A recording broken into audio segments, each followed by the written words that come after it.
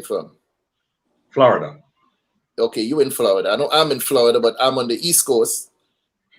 I am on the West Coast now. You're on the West Coast. Okay. And the fourth member rounding off the panel tonight is none other than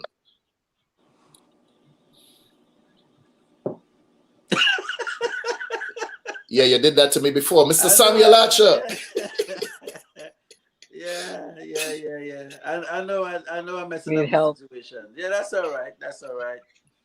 So I'm Samuel Archer, part of the Caribbean feedback team. I was actually listening to see if you would make a mistake and say Caribbean chat, but you were important and said Caribbean feedback. Karen, are there any earrings for men in that whole thing, or this is for the ladies? Are we I'm trying to sorry. get I'm not feeling earrings for men because we make big, bold looking nothing? earrings. I Okay. don't want to see that on a man. No. No, so Stud you maybe. Other than that, I don't make studs. No. so you know okay, all right. So no studs, nothing for the studs.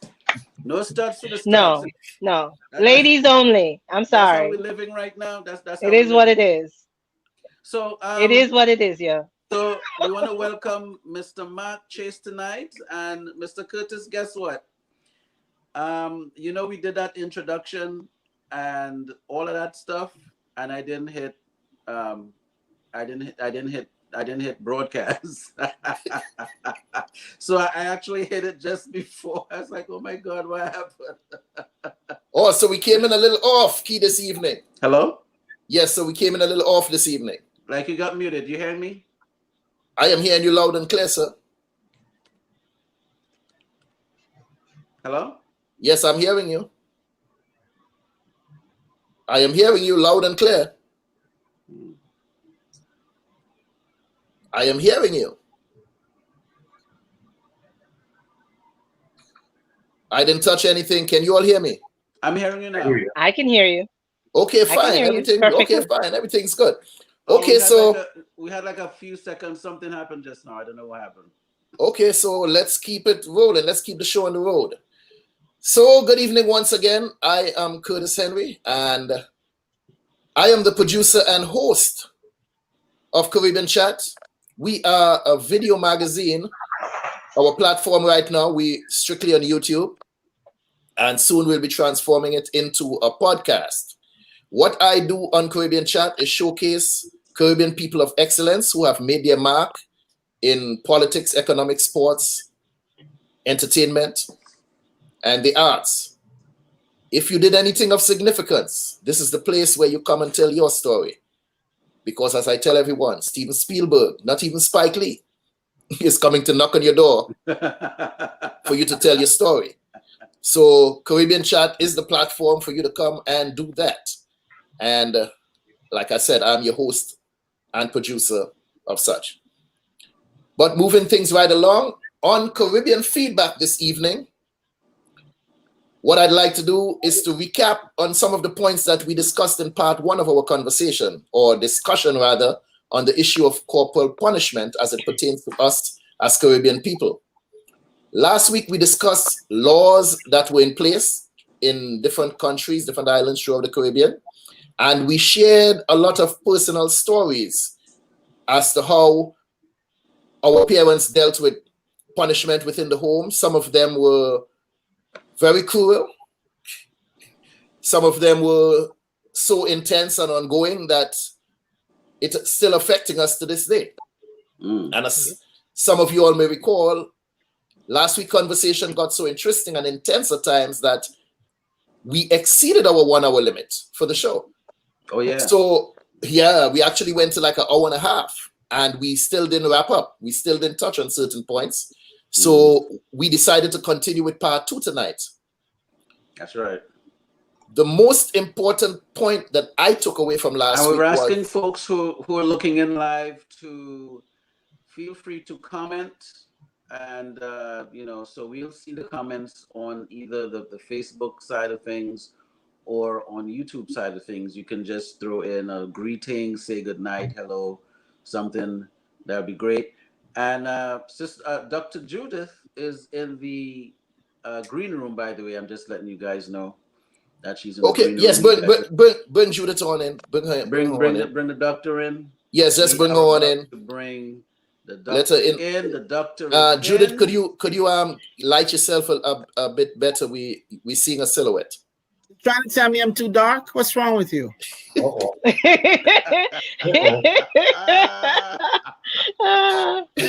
Light up your area a little bit. We want to see that beautiful smile, that beautiful Brighten the silver. Oh, please. color Can you see me better? Hi. Yes. Hi. That's right. That's Hi. right. We want to see that beautiful silver hair you got going on, and your beautiful smile, nonetheless. That's right. That's right. So, as you join us, please introduce yourself, Dr. Barnes, and tell us a little bit about yourself as to who you are and what it is you do. You want to hear a little bit about me? A little bit. A little bit. I grew up in Jamaica, you see? And I left Jamaica when I was 17 to come to America. Not That's America, sorry, America. That sounds like a long story, but go ahead. Well, let me just make it very brief. I'm a trained Christian therapist, mental health therapist, and I presently work in the school system in Georgia with special needs children. I'm the mother of one son. Young man. I am one of 10 siblings of Ivan and Beryl Barnes. My mom just died the other day at 95 years old, and it's hard because she was not just my mother, she became my friend. Please accept condolences. Thank you. So I'm still dealing with that, as I'm sure you all know that, losing someone, no matter what the age, is getting over it, dealing with it is a process. So that's my biggest process right now. But I'll share this really great story. I love my family. They like me sometimes because I'm like Joseph in the Bible. I'm a troubled person, troubling. I'm the one with the dreams, and they say, okay, we're going to throw you in a pit because we're tired of hearing the dreams. But it's okay. I survived the pit. But one of the greatest things, and I kind of started saying it last week a little bit, is that last year I needed a painting for my house, and the Holy Spirit said to me, you can paint your own paintings.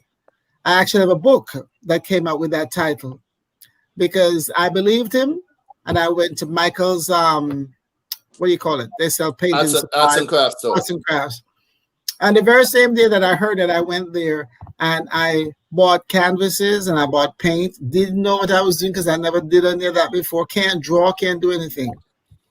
But some year later, just a little over a year later, I've painted over 200 paintings. And I've sold quite a few.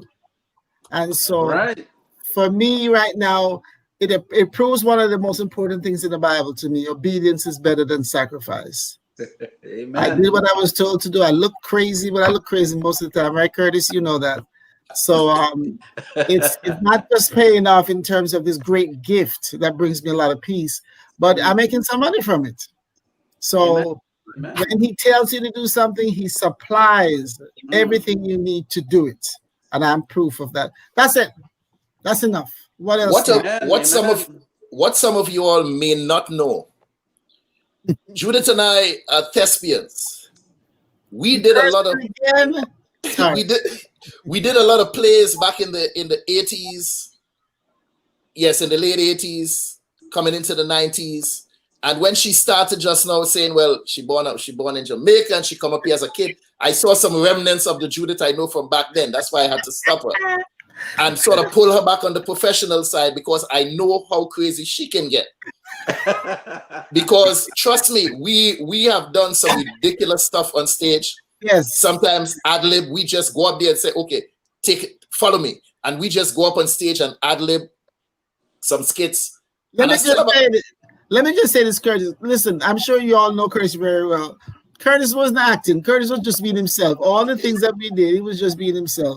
And I don't think you're in the play. No, we had a play called Single Life in New York. And yeah, I was in Single Life. I was in Single Life. Did you go to the church where we did it? Anyway, it doesn't matter. You were. How could I forget? How could I forget you were in it? Lord help us.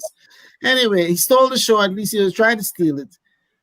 But there was one scene when we had an actor that was missing. He wasn't able to make it, and I decided to play him. And I guess I wore a hat because I had wearing a lot of hair then. and I did everything, and I had on a jacket, but I always had at that time I had long red nails, real nails. And I'm out there going, whoa, going on like a guy. And all of a sudden I go and I look at my fingers, I say, oh Lord, so I had to stick them in the pockets right away. Because all right, so the scene. But anyway, we had some fun times. From the school where we met together, announcer training studios, all the plays and the skits, the radio programs that we did. We did story time on my oldest brother Jeff's show in New York. And we did a lot of stuff over the years. It's been good. Yes, Okay. and Well, we managed to prison. managed to remain friends somehow. You managed to remain friends, huh? From since 1985, I think it was, until A long now. time. That's like 35 years. Mhm. Wow. Yes. So And yes, I'm Happy you 25. guys made it through. I'm happy you guys made it through. And I don't want us to veer off too much tonight, but Right. okay. we want to definitely, as we're continuing this, we want to get to some main pointers. And we had a couple of people that looked on last week that really were, they benefited from looking at what we Oh, had. good. And we had, we were told that we needed to dig deeper. And then we said, hey, we dug deep. It's just that we didn't have enough time to jump into those areas. So we want to definitely jump into those areas this evening. I'm happy that Mark has his coffee, just like me, Sir. Yes, And sir. see, everyone else gonna catch on next time. Get your coffee. Okay. Well, I I have can't. Oh, I I can't have stay already- awake. I'm not with that. Gotta stay awake. So let me finish my what the most important thing that I took away from last week was the residual effects that slavery has had on us as a people, and how certain behaviors were passed down throughout generations. While there are some people today who would say that no one alive today owned slaves, or no one alive today was a slave, you all need to forget that and move on. I like to say that this gentleman is seen in front of you here today, my brothers, along with my parents and their siblings, were subjected to levels of brutality disguised as discipline by their mother, my grandmother, who raised me. Mhm. She was born in St. Vincent in 1904.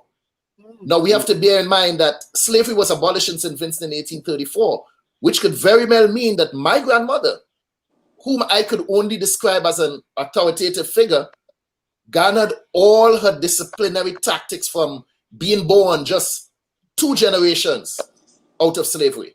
I think you mean authoritarian, not authoritative. Let's make the distinction, because the Yes, person that you described is not affectionate and very much a disciplinarian. Does not express herself in the terms of words. Only action. Is usually a one-way communication when it comes to an authoritarian parent. Okay, so she was So let's authoritarian, make not that authoritative. distinction. Okay, not authoritative. Correct. Okay, so my Correct. grandmother was an authoritarian figure. She ruled with an iron fist, her way or the highway. Believe it. So let's hear from our panel. What points you all are bringing to the table tonight. Karen, since you began, let's hear from you. I'm sorry, I'm having difficulty hearing you. What did you say? I said lead the discussion away. What points are we bringing to the table in terms of colonialism and corporal punishment? The different types of punishment, the different types of parenting, the number of countries involved. When we think about corporal punishment, people tend to think of the Caribbean or the islands, and it's really a global product, and we are judged more harshly than other cultures, and that is something we definitely will be delving in further tonight. Sam? Well, for someone like myself, before jumping and diving and looking if there's water in the pool below, I like to look at definitions or look at a purpose or an objective of what's happening. So we were talking about corporal punishment, and I would like us to look at what the purpose of it was. At least if we could look at, okay, this came about because they wanted to achieve X or they wanted to achieve Y. And then so from there we can see, all right, during this time, this was the approach. During this time, this is the approach.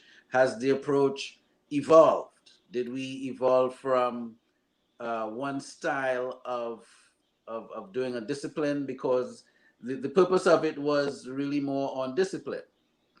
And I was speaking to a friend of mine's earlier, and I said, growing up in school, there were teachers that would discipline you, and you understood that it was part of the process. And then you had some teachers that enjoyed putting on that corporal punishment. You could see that it was an enjoyment, opposed to, okay, this is a way of life. And I think back to my parents. They didn't really enjoy doing the discipline or doing the corporal aspect of it or spanking. It wasn't like they and all was upset to even have to do it. But it was a lesson that they had to teach. So you understood it coming from that angle versus someone who just wanted to just pull out a belt and just show that they can put you under control or put you under manners, have you under manners. So I want us to discuss the purpose of the corporal punishment, the methods that were used in different times. So for example, I have two daughters, and I didn't have to really go that route with them. We did more talking, and it was either they'll be not, I didn't use no timeout business. Not, I don't know if timeout worked for black kids. My kids, timeout didn't work. But, you would either say, what, all right, well, if this is where you want to go, you have a little rope. So they would tie themselves up with the rope sometimes, whatever method it might be. So these are things I want us to get into, and also look at at how the Caribbean is changing that narrative. There's a lot of laws being put in place now, and the corporal punishment in the Caribbean is they're switching that whole thing around. But like Newton's law, if you move one thing, what is the other thing we're putting in place to achieve the same goal? What are we doing so that kids can still have that respect, without having to go that route, or not just respect, but also be obedient, So these are things I want us to like really zone in on this evening for the next 40 minutes. May I just share something with you guys from it's from the internet. It says corporal punishment encompasses all types of physical punishment, including spanking, slapping, pinching, pulling, twisting, and hitting with an object. It also may include forcing a child to consume unpleasant substances. Some of us might know this, such as soap, hot sauce, or hot pepper. And so that's Go ahead. Go ahead. I said Dettol. I remember seeing someone in school, a young lady used an obscene word. Right. And the punishment for that was she had to wash her mouth with Dettol. Right. It says in the U.S., corporal punishment is legal at a federal level, but the state laws vary on what types of physical punishments are allowed. State-wise, it's different from the federal level. Go ahead, Karen. You were saying. No, I just wanted to sort of expound on that a bit. In the forms of corporal punishment, sitting in an invisible chair, having the child exercise excessively without rest or water, having them dig holes, depends on the area of the world we're talking about at hand, having them kneel on small objects like rice or on stones. I remember, Curtis, you mentioned to me that your grandmother expressed that to you, that one of her forms of punishment as a child was to kneel on a grater, is it? Was it a grater? Yes, yes, Ooh. yes. To kneel on a grater with a rock, with a big rock in her hand or over her head like this on her head, whatever that, and that would push a lot more weight onto the body, and thus digging the knees into the grater. And this is what she experienced. And like I said, that was 2 generations out of slavery. So we have to understand where that came from. She never did that to us, but what we had to endure was stripping ourselves naked and standing there feeling humiliated, and then she would take that belt and just whip you behind while you're standing there naked. And And that's that something open. Sorry. I started doing that in the early days when I first had children. And then my son forced me to look at myself because he was looking at me like, what are you doing? And then I realized that I was only doing what I knew, and realized that I was passing this degenerate behavior on. And I realized that it had to stop. Those people, those 3 generations that I speak about, 2 generations, they never received any reparations. And when I say reparations, I don't mean not in a monetary form. They were never repaired coming out of slavery. So a lot of that behavior was passed on. Fortunately, it ends here, and I stopped it. I'm not saying I don't spank my children, but that excessive stuff that I grew up with, no more. Not in my family. Okay. And Sam, you mentioned that you had a special interest in the shaming, the humiliation, shaming versus imprisonment, rejection.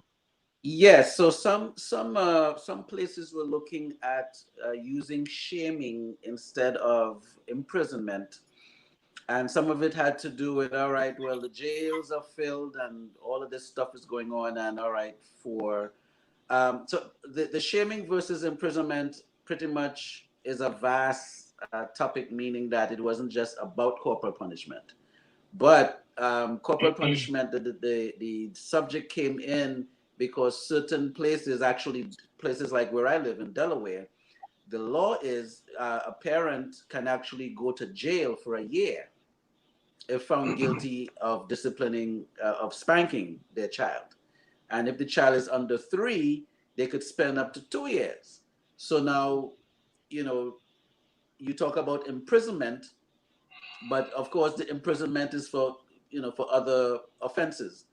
And some places are looking at, okay, the shaming versus imprisonment, and some of the shaming methods that they may use. So What are that's some of really those where it methods? went. What are some of those methods? Okay, so this wasn't about the methods that I saw had nothing to do with a parent or an adult doing corporal punishment to a child or someone young.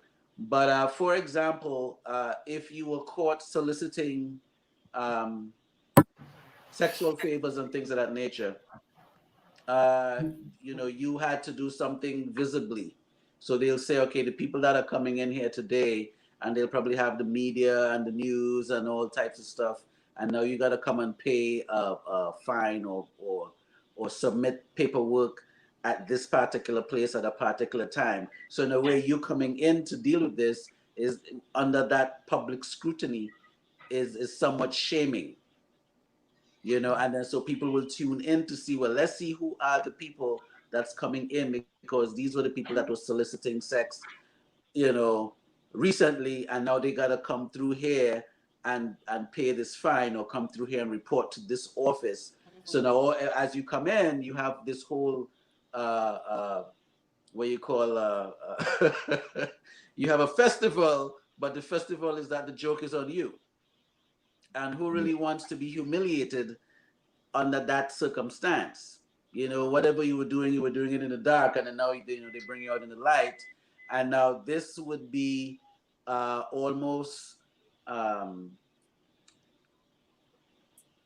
don't know what to call it, but sufficient enough, opposed to saying, well, let's put them in jail for a month, or they'll go to jail for 21 days. Is anyone here? I Is anyone don't here for know shaming?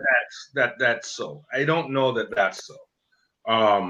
I think there are certain people who truly don't regret what they did, and just they skin their teeth and suck No. teeth, Mm. and go on about their business. They can't bother. Okay.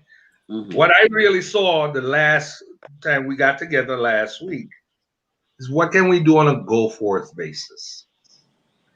I know what I learned. My parents were born in the 20s. I'm born in the 50s. I'm done learning, but we can Mhm. teach. We can teach. Mhm. I'm now seeing, and I've got a whole bunch of kids. As I said, I have 4 daughters and 4 sons.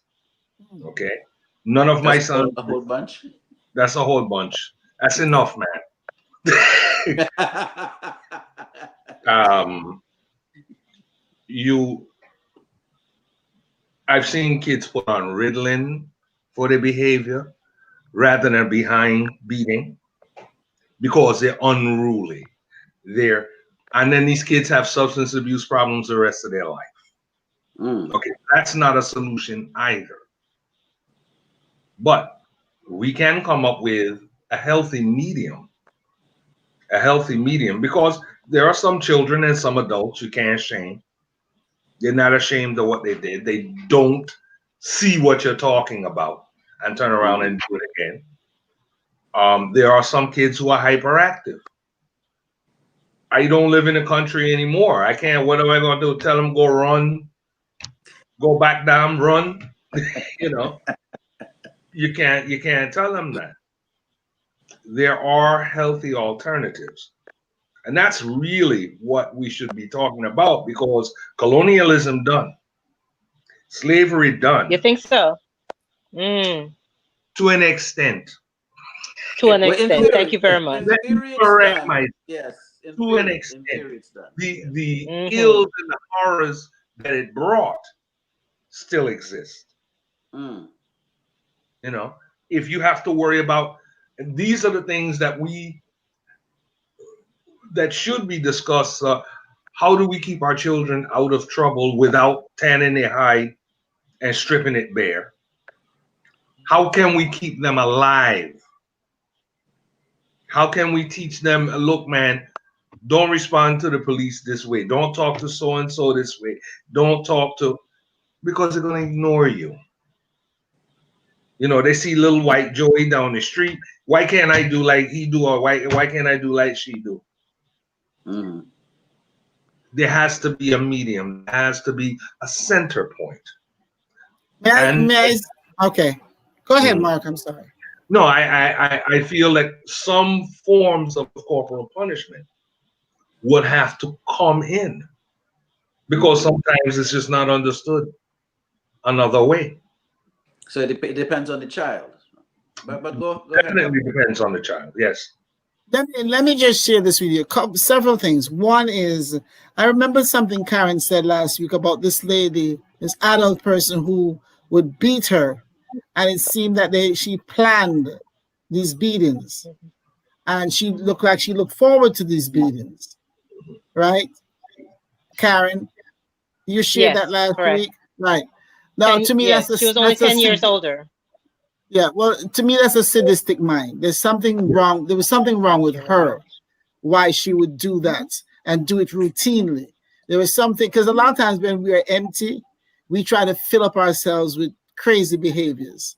We're not necessarily aware of it, but when we feel less than, we try to make others feel less than we feel. And we think that's going to make us feel Right, full right. and better about ourselves. So you don't know what was meted out to her, why she thought she had to mete it out to you. And sometimes, as much as it sounds crazy, adults will have an issue of envy and jealousy with children. They can see in you something that they, in psychology, they have a thing called negative transference and positive transference. Sometimes an adult sees in a child something that they didn't like in somebody else, something about somebody that beat them or hurt them before that irritates. When they see you, they get irritated because of what happened to their past. And that's negative transference. Sometimes you say you love somebody. I say, I don't know what it is about her. I don't know what it's about him. I just like him.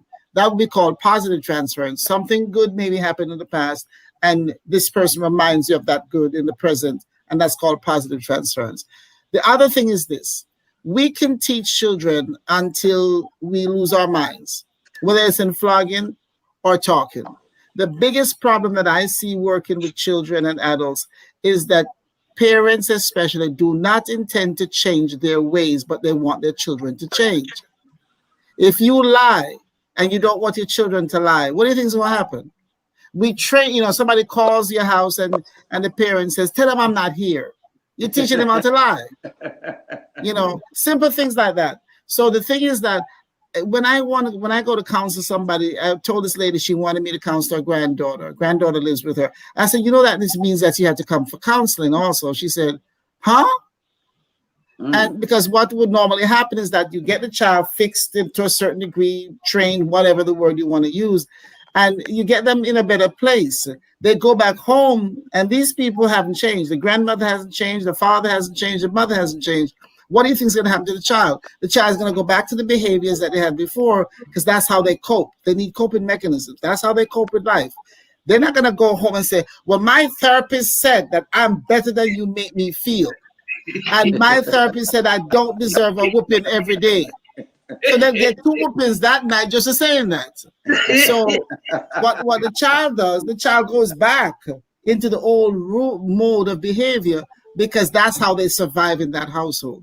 And I take this very seriously when I say to you guys, until we can become what we want our children to become in terms of character and integrity, we're not going to get much out of them, because they watch us. And they want to know, they're like, well, if you can lie, why can't I lie? They don't say it necessarily that way. So I think one of the biggest things when I counsel husband and wives, the wife I had a lady, she wanted to change her husband so badly. And I said to her, but what about you? Is there anything about you? Well, I said, no. He could not function the way he does with you if everything was perfect with you. We all have symptoms of the same kind of problem sometimes, but we interact. And as long as adults do not change some of the dishonesty about us, some of the games that we play with our spouses or whatever in front of them, they will tell you. They don't see the big deal in changing. So whether it's corporal punishment or send them to their room or take away the computer stuff, whatever it is, we're going to continue to face this to a greater degree until we become what we want our children to become. And I'm sorry, I think that's a very big part of it. We're born in sin and shaped in iniquity. That's what the Bible says. So every one of us are born sinful. You don't teach a child how to lie. You tell them, don't touch something. That's the very thing they want to touch. So it's in us from birth. So the thing is that, how do we beat it out of somebody? I don't think we can beat it out. And this thing that I was just reading is talking about that no matter how good you are at corporal punishment, sometimes it just doesn't serve the purpose we think it should. I am a firm believer. Interesting about teaching a child to lie. I have my middle daughter who they tell me is just like me. Comes in, she'll say, Daddy, so-and-so is on the phone. I can't bother with him. Tell him lit. She get on. He can't bother with you right now. Hang on. Okay. My other daughter's, hello. Daddy, so-and-so on the phone. I can't bother with him. He can't speak with you right now. Can I take a message? They're very polite. Now, they've always heard me tell it just how it is. One interpreted, I'm just going to repeat what Daddy said. The rest of them soft shoe it or lie. Each child is different. Each child is different. That's true. That's true. Each child is different. Karen, you look like you're chafing. Oh, wow. Okay, I am a firm believer that as parents, we have to do whatever it is we have to do. Whatever it is we have to do as parents, we have to do it. And I'm a firm believer in shaming. I've seen it, and I've seen it in action, and I've seen it working. Mm-hmm. I've seen it in society.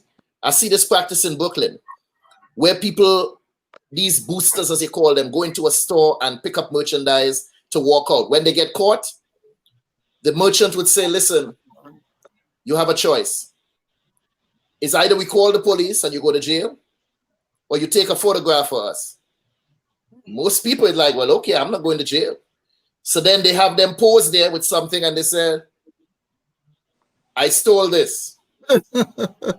And they have a wall of shame. And they put their picture up with the person holding 2 pounds of beef or some, a chicken, whatever it is, and say, I stole this. And then that person is forbidden to come back into the store, because if you go back in the store, there's your picture on the wall in your own neighborhood or in some other neighborhood, posing with a frozen chicken that you stole.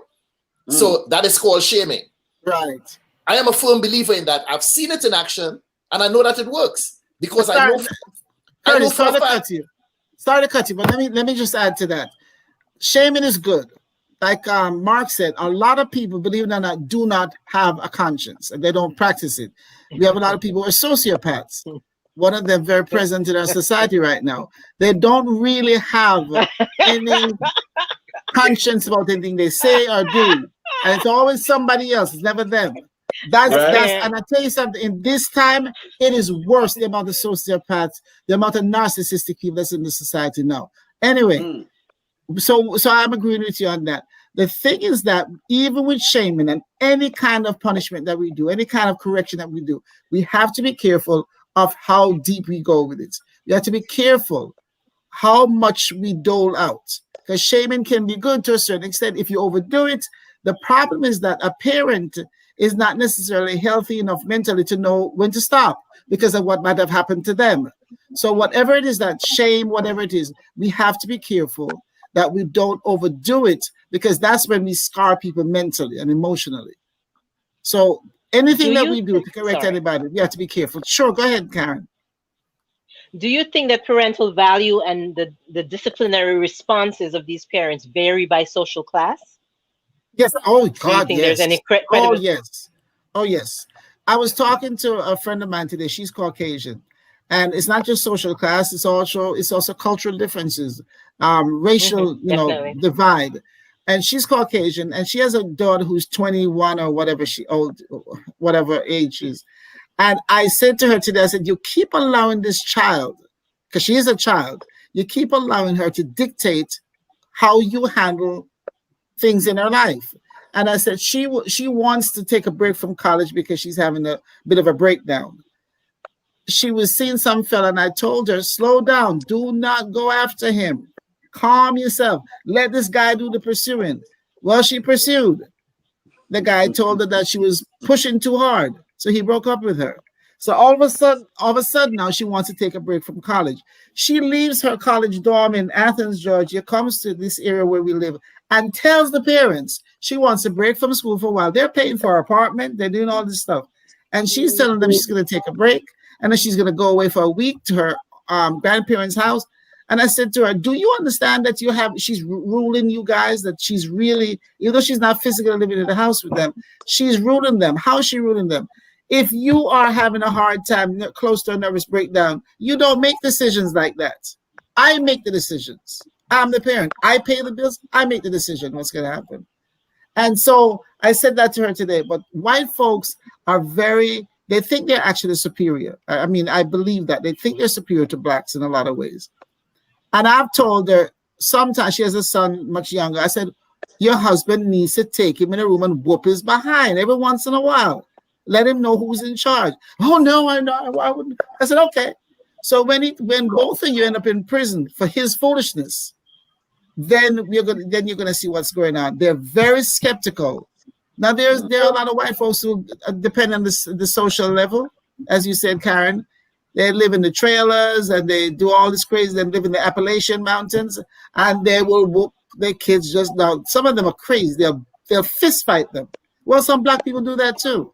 So I do agree with you. The social strata, the whole social issue is involved in terms of how we punish, if we punish at all, and how severe the punishment is.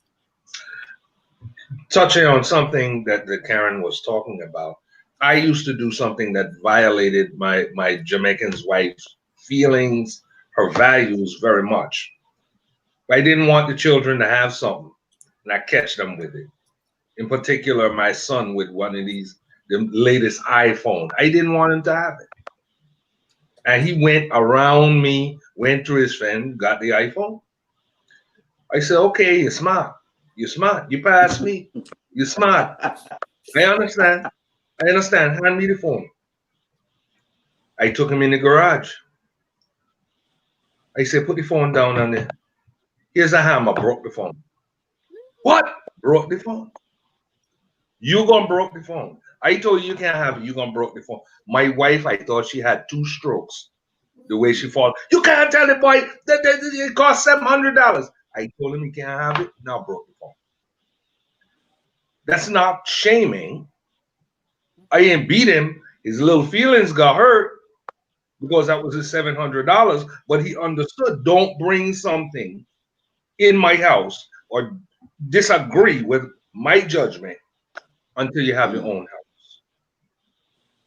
Okay, I didn't have to strike him. Right. I didn't have to go through a whole lot of histrionics and hyperbole, making a bunch of noise. I'm not gonna broke it. You gonna broke it. Right. You gonna broke it. Right. I did the same thing with his what do you call them thing? The game thing that Xbox? The PlayStation, Xbox. You remember when I did that? That I told him I don't want this played after midnight. I'm waking up to go to work 4 o'clock in the morning. He's still on the thing. He went out in the garage to get broke. And I say, I ain't gonna break it. You gonna break it. That's actually a good way. I mean, I believe it's actually a good way.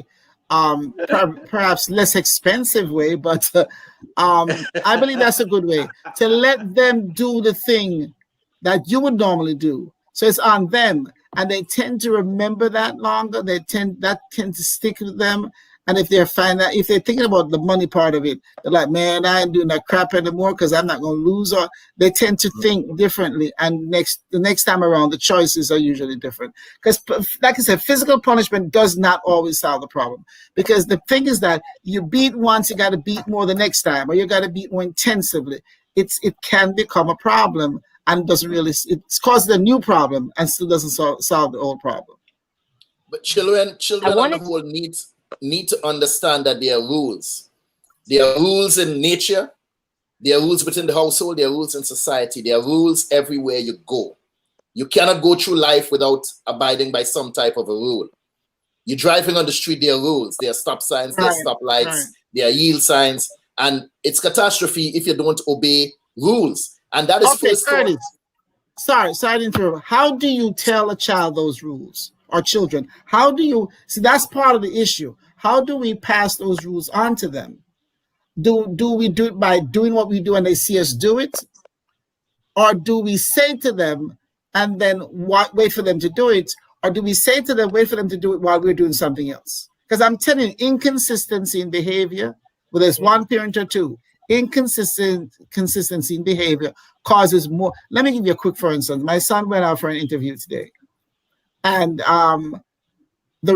got the job. The reason that he gave me, he has another job that he's been working full time, and now he decides he's going to keep the new job and still hold on to the second job because he's getting benefits. He works in one of these can't remember the name of the store, but he has benefits in terms of purchasing that. He's going to keep both jobs, but he's going to keep one full-time and one part-time. Both of them, he can get benefits in terms of shopping. Now, where do you think he got that from? He wasn't naturally that way. He got it from me. Now, I'm not saying everything good about my son came from me because, I got some mess too. So the thing is that what I pass on, and I can honestly say, I see what I have done, and I attribute everything to God's guidance because I could not have done this by myself. So what I'm saying is that he sees me get up and go to work. Nobody wakes me up. Nobody says, Judith, you got to get up. He goes to work. He goes to work on time. He wakes up on time. So there's a lot in our behavior patterns that our children pick up or don't pick up. And we can, like Mark said, we can have 10 children. They're all different.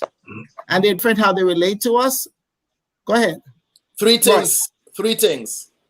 or 3 words: lead by example. Example. Right. Right. But the thing is, remember something, we also were parented. So we have our own mess that we bring.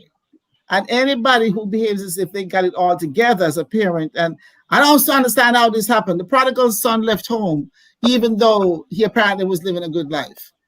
So every child, the prodigal son's brother was upset when he got back and they had a party and it wasn't about him or whatever. Every child is different, no matter, even if the parents are the same. And Mark said something about, his son talked to this lady today, same thing. Her daughter told her, don't tell daddy that I'm thinking of leaving school for a while. She foolishly did not tell her husband. And I told her today, I said, listen, the parenting relationship began with the two of you towards those children. You don't keep secrets from him for her. She should have told him right away. But the child knows what they do. They come in and they divide. They manipulate and they tell one parent one thing and the parent another thing. Next thing you know, the parents argue with each other and the child around the corner laughing because they got what they wanted. And now there's a division. Not only a division in terms of even punishment, because now the parents are not in agreement about much because the child has them separated. So it's a lot of dynamics. It's a lot of stuff that we can't possibly cover. But I do believe that we, at least this discussion means that we are aware that this thing needs discussion. But it also, and I firmly believe in this, we as adults need to change how we do life. So our children, our grandchildren, adults in this great and wonderful country, this crazy nation that we live in, love to say, and I hear West Indians come in and say the same thing. It irritates me. Well, when my grandchild comes, I give them everything they want, and I give them all the candy and all the cake, and then I send them back to them. That's sick. And they're laughing about it. That is sick. You are causing more trouble in your daughter or your son's life by doing it. You must continue the same discipline that the house where they came from. So grandparents are making this, I'm not a parent anymore. Those days are over. I'm just going to give them everything, make them happy. Wrong. So the children, the child or whoever is being led, they learn by looking at the parenting. They look at the relationship. They look at the system, and now they're trying to figure out, okay, what if I do this? What if I do that? What if I do the other? Let me see. They're smart now. If this would work. Let me see if that would work. Yeah. So my kids already knew don't tell daddy nothing or don't tell mommy nothing. That was not going to work with us. That was not an option. Right. So they had to, take it up to another level to try to, and then when, as parents, we figured it out, it's like, hey, no, that's not going to work here. And then now you put some appropriate action in place to change that whole situation. But I like what, it's interesting. I'm learning so much with this conversation because we have a part where Curtis says, well, he favors shaming, and then he gives an example. And then Mark said, well, shaming don't really work. He gives that example. And, so it's sort of like, all right, it comes down to the individual that you're dealing with. It comes down to what type of child is this we're dealing with? Is this a child that a spanking would work? Is it a child that speaking would work? Is it a child that, well, if we deprive them of something, that the lesson would, because it is really different strokes for different folks. Mm-hmm. Yes. You know something, Sam, one of the things I've heard in the past is that we should consider doing training for parents before they become parents. Because say that again, Karen, it's not possible. They won't attend. They think they know it. I would pray to God there's one would go. But I understand why you say that. But guess why I say that? We have to come to uniformity when it comes to children. When it comes to everything just about. And when you have two people coming from two different backgrounds, can you imagine a man and a woman come together? She's from a background where she was shamed into doing the right thing. He's from a background where he used to beat. He used to be beaten. And they come together. That child is lost if they have not gotten over their past. If they have not dealt with their past, that child is lost because they're going to be bringing these two behaviors. So one shame them, one beat them. And by the time you look around, the child is totally confused because they're not even sure what's happening around them. Go ahead, Karen. You were saying. When we first started discussing potential topics, we looked at everything from the Caribbean perspective, but we're all part of a global community, and a third of the countries in the world believe in at least corporal punishment in the schools. You understand what I'm saying? There are 128 countries that it's not allowed, but there are 69 countries where it's allowed in schools. There are 149 countries where it's allowed in the home. So there's just this great hypocrisy that when people they think of the Caribbean as being the harshest areas, but this is all over the world. In the United States, as it stands, there's an article from 2018 in the New York Times that led me to investigate a little further. 19 out of 50 states have laws that support corporate punishment in schools. Yes. So for us to be judged differently, as if we're somehow standoffish, we're different, we're less educated, we're less of everything, this is all over the world.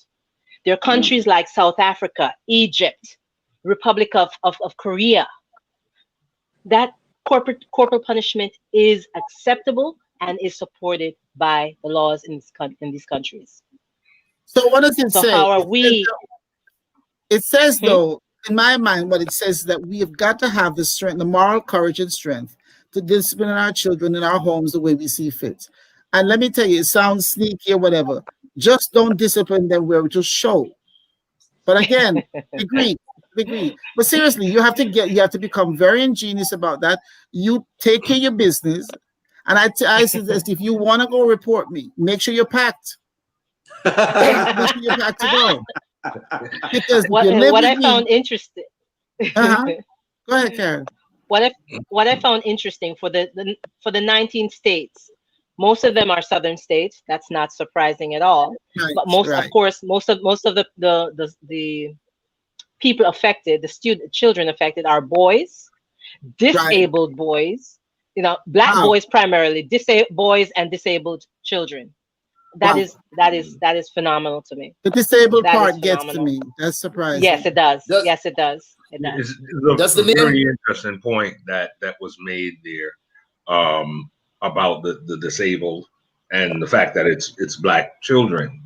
Again, if a child is too rambunctious, and we should all know this from home, he's too rambunctious, no place for him to run, tie him to the chair.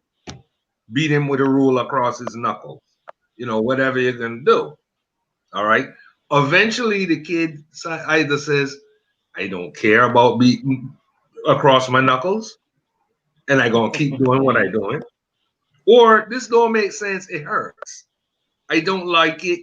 So I'm going to go on about my business and sit nice. But as soon as I get home, I got to tear the house down and burn it. Like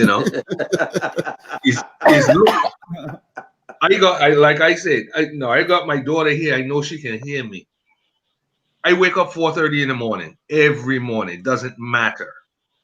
I start my day. I make sure the house clean the way I like it. Do my exercises. Come back, go to work. Little Miss Muffet in there. She might open her first eye at 11:30. Woo! And then say, I'm tired.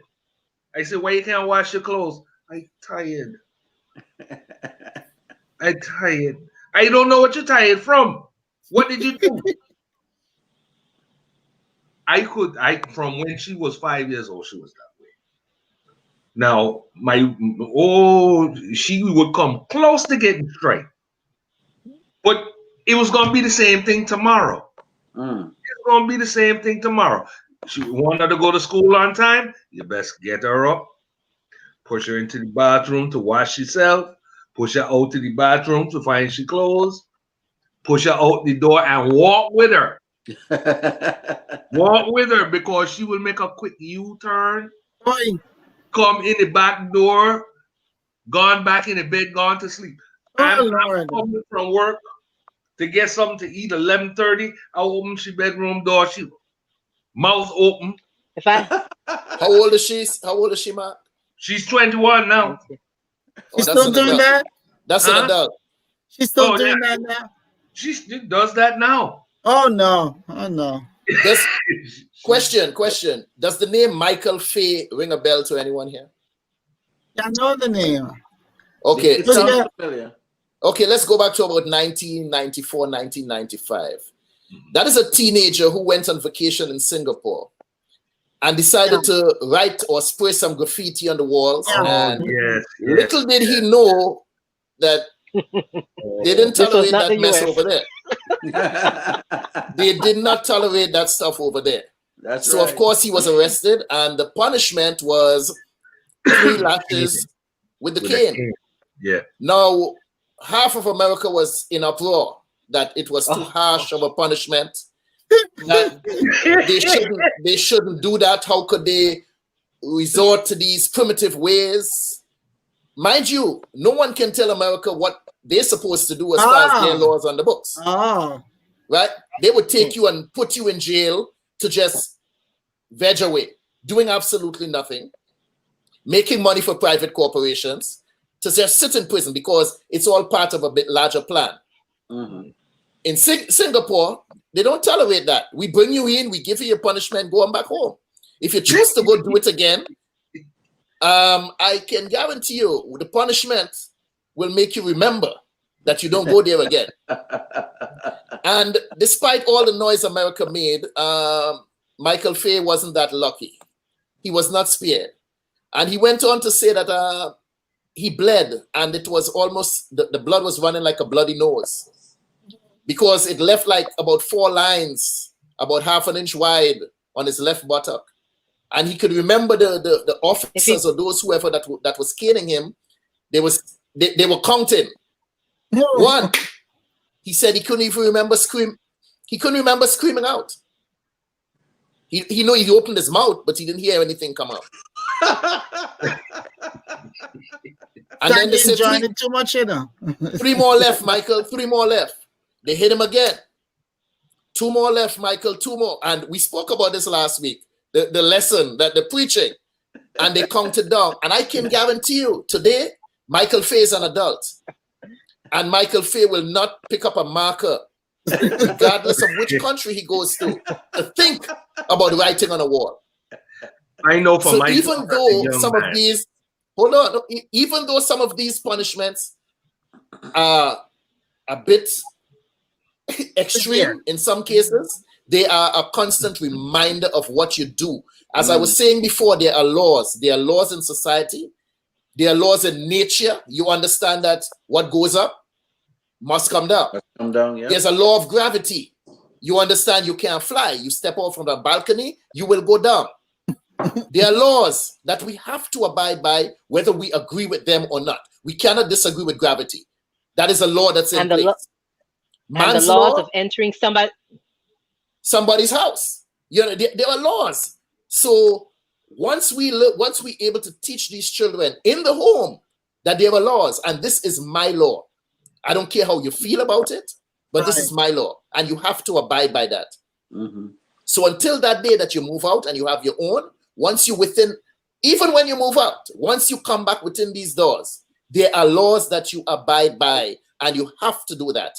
And once you enforce that in them from children, I'm not saying you have to beat them senseless, but I was answering Judith's question as to how it is we can do this. Lay those laws in place and enforce them. That's me. Strict disciplinarian. What was it, Karen? Authoritative versus authoritarian versus authoritative. Can you also add to your statement that there are laws in other can you add to your statement there are laws in other countries that must be respected? That sense of entitlement, especially from people that are citizens of the United States, they enter other people's countries and expect all the privileges that they have enjoyed in this country. They don't try to learn what the culture requires, what rules apply, and they have the audacity to think that they can go and Arrogance. dictate to other people. Arrogance, absolute arrogance. And that's what you get. That's what you get I in the think Listen, one black of the remember, world. remember the it's not country we're true, in. you This know. country believes they can have. You ever hear? I'm sorry, Mark. If you remember the nation that we're talking about, then whites will get upset with me and ask me, "Well, you're here." I said, "Listen, I chose to be here. My mom brought me here, and then I decided to stay." But the truth of the matter is that that's why the virus won't go away. You see, until we become humbled and understand who run things, we're going to stay as long as it takes for us to get the message.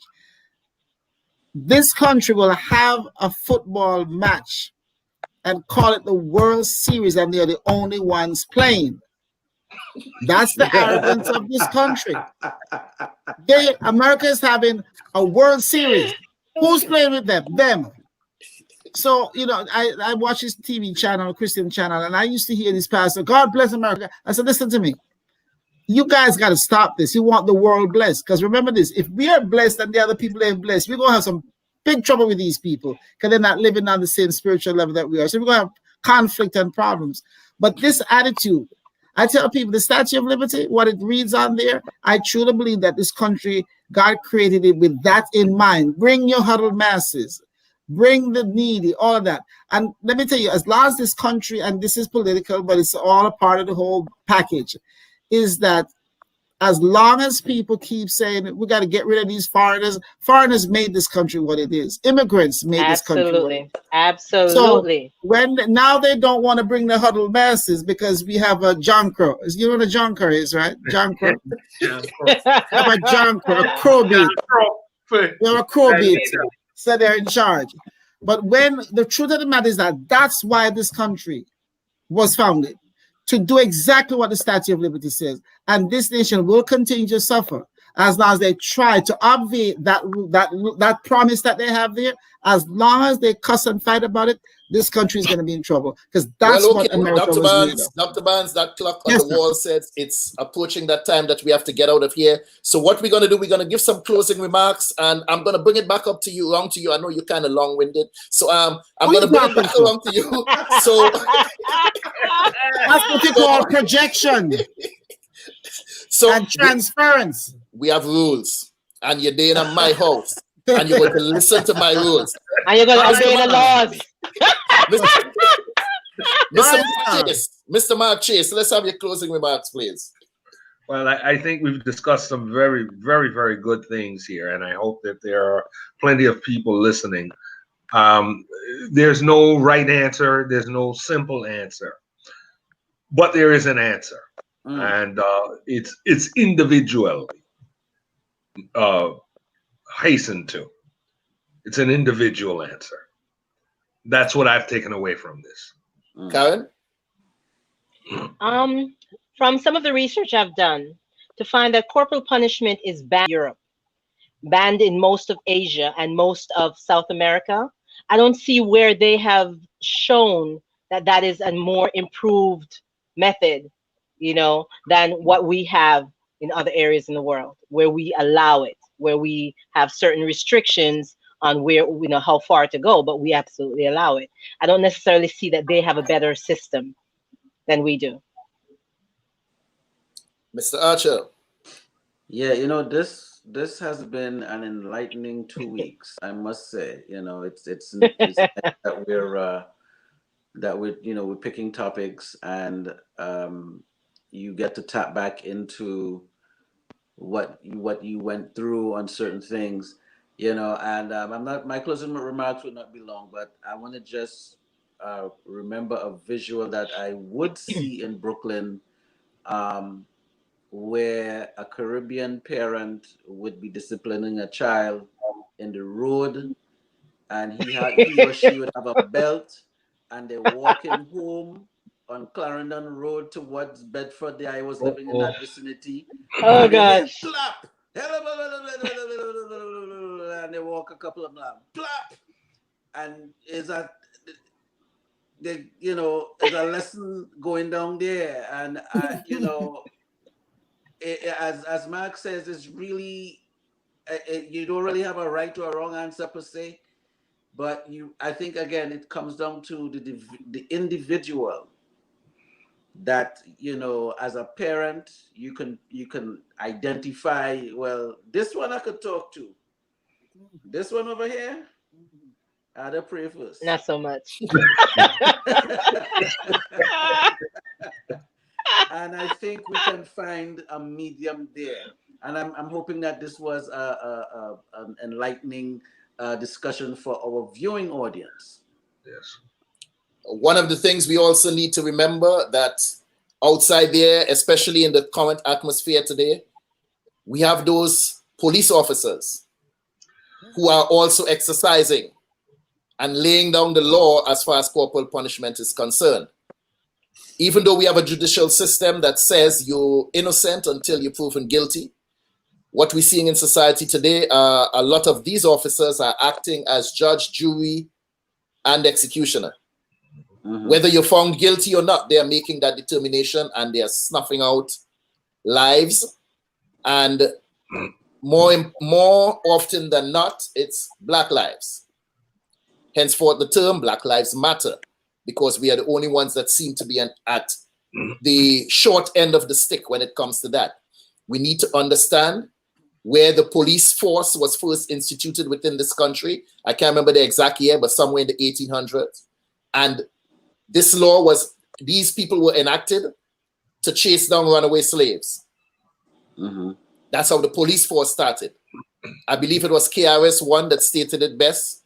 Officer, overseer. Mm-hmm. They were the overseers to keep us in line. And somehow, over the course of time, they have forgotten that slavery has ended, and they still operate as overseers. I believe it's I don't want to misrepresent this, but I think it's the New York City police badge, the police patch. There's actually a guy that's holding a whip. I don't want to misrepresent myself on this, but I think I did see that one time, and I believe it's in New York. There's a figure on the patch of a guy holding a whip. So we need to understand the history of the police force, how they started, what were their first course of action, and a lot of them have not diverted from that up to today. They are overseers, and they will enact that law of corporal punishment on us at any given moment. So we have to be vigilant. We have to continue fighting for justice, continue fighting against injustices, but never lose our minds and forget where it is these people get their teaching from, what their ulterior motive is. So, Dr. Barnes, we have about 10 seconds. What can you say? Wrap it up for us, please. I agree with everybody. And definitely what Mark said about individuals. We must recognize in our household that every child is different. The treatment, whether to correct or whatever, has to be different because that's how it is. Those are facts. And there was something else, but you intimidated me so badly, I forgot. I doubt that very much. No, but listen. The thing is this: what I want us to do when I have discussions anywhere, I like for us to go away thinking, how can I make it different in my little world? How can white folks still have that attitude? The attitude, and Karen alluded to it. They still think that we are animals. We are 3/5 of a human being. That's what they evaluated us many hundreds of years ago. They still think that we are barbaric. And when you talk about disciplining your child physically, they lose their minds. And there's a social level who thinks, oh, my child doesn't need that because we're special, we have money or whatever. Mm-hmm. So there are a lot of things that feed into this. And I really believe the only way to solve anything in life is to personalize it. If I can do it better in my home, I can pass it on to my child, and they can. That's how it works. That's how I look at it. Was that 10 seconds or 40? Half an hour. Well, don't worry. Thank you. Before we close it out, I'd also like to mention once again, let's all hope that Delroy is well, that all is well with him. I wondered about him. We actually didn't hear from him. I actually thought that he was caught up in traffic, which is a customary. Before the show, one day he actually had to walk for quite a distance to get here on time. We did not hear from him. Let's hope that all is well, that he's healthy and alive, and everything is going good with him. And hope that he joins us on the panel next week. Mr. Samuel Yep. Archer, Mark Chase, Karen Forrester, and the other lady there. Yeah, man, it's all right. Let's, Dr. Judith Full Barnes, runnings. I thank you all for being part of this panel this evening. I hope that all that we had to say was informative in some way, and I hope that you, the listening audience, walk away with something that you can use within your own lives and within your own home to enhance the value of this thing we call life. Once again, thank you, people. It's been a wonderful show. See you all next week. Okay, Thank I'd like you for for having you, me. once we shut off, please don't leave. When Sam closes the show, do not leave. Anyone, don't hang up, don't walk away. Okay, Sam, take it away.